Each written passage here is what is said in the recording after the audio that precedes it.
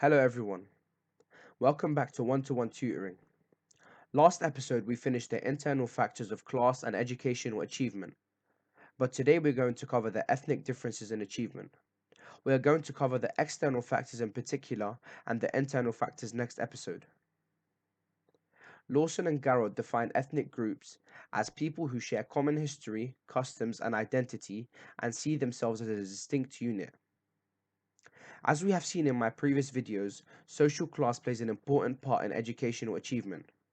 The same way we can see people as being of part of a social class, we can see people as being part of a particular ethnic group, whether this is a minority or a majority group.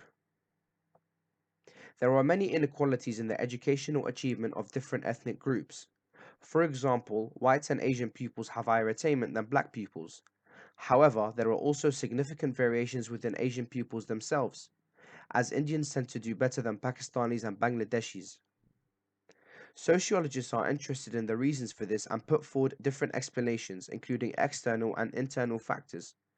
If you have forgotten what these are from my previous videos, then external factors are factors outside the school and education system, whereas internal factors are factors inside school and inside the education system. Many sociologists argue that ethnic differences can best be explained by looking at factors outside the school. This includes cultural deprivation, material deprivation, and racism in wider society. Cultural deprivation. This theory sees the underachievement of some ethnic groups as the result of inadequate socialization in the home. This includes intellectual and linguistic skills, attitudes and values, and family structure and parent support. Intellectual and linguistic skills. This sees a lack of intellectual and linguistic skills as a major cause of underachievement amongst minority children. They see many children from low-income black families as lacking intellectual stimulation and enriching experiences. This leaves them poorly equipped for the education system as they lack reasoning and problem-solving skills. Byreiter and Engelman consider language spoken by low-income black American households as inadequate for educational success because it is ungrammatical and disjointed. There has also been concerns that pupils without English as their first language may face a barrier at school, but official statistics do not support this claim. Gilbourne and Mirza note that Indian pupils have high attainment despite not having English as their first language, which also disproves this claim. Another explanation for ethnic differences in achievement is attitudes and values. This sees a lack of motivation as a major cause of black pupils' underachievement. The majority of children are socialized into mainstream culture, which instills ambition, competitiveness, and willingness to sacrifice to achieve long-term goals. This helps them gain educational success. In contrast, some black children are socialized into a subculture that is fatalistic and leaves them unequipped for educational success. If you can't remember what fatalistic means from previous videos, it means to have an attitude that believes you cannot change your social status or standing, which would obviously act as a barrier to educational achievement. The next and probably most prominent external factor is family structure and parental support. This argues that the failure to adequately socialize children is the result of dysfunctional family structure. David Moynihan argues that many black families are headed by a lone mother, meaning children are deprived of adequate care. This is because the mother struggles financially in the absence of a male breadwinner. The father's absence also means boys lack an adequate role model of male achievement. Moynihan sees cultural deprivation as a cycle of inadequately socialized children becoming inadequate parents themselves. The New Right put forward very similar explanations. Charles Murray argues that high rates of lone parenthood and a lack of male role models leads to the underachievement of some minorities, particularly black pupils. Ken Price also sees family structure as contributing to the underachievement of black Caribbean pupils in Britain. Price argues that Asian pupils have a culture that's more resistant to racism, which gives them a greater sense of self worth. On the other hand, Black Caribbeans are less resistant to racism. This causes them to have a lower self esteem and therefore underachieve in school. Price argues that this is because the experience of slavery was culturally devastating, whereas Asians did not have to deal with a situation similar to this. Tony Sewell disagrees with Murray's view that the absence of fathers as role models leads to their underachievement. He sees the problem as a lack of fatherly or tough love. This results in black boys finding it hard to overcome emotional and behavioral difficulties of teenagehood. Asian families. While many black families have absent fathers, Sewell argues that Indian and Chinese pupils benefit from supportive families that have an Asian work ethic. This also values education highly. Most research we have looked at focuses on black family structure as possible causes of underachievement. However, white working class pupils often underachieve and have low aspirations. McCulloch found that ethnic minority pupils are much more likely to aspire to go to university than white British pupils.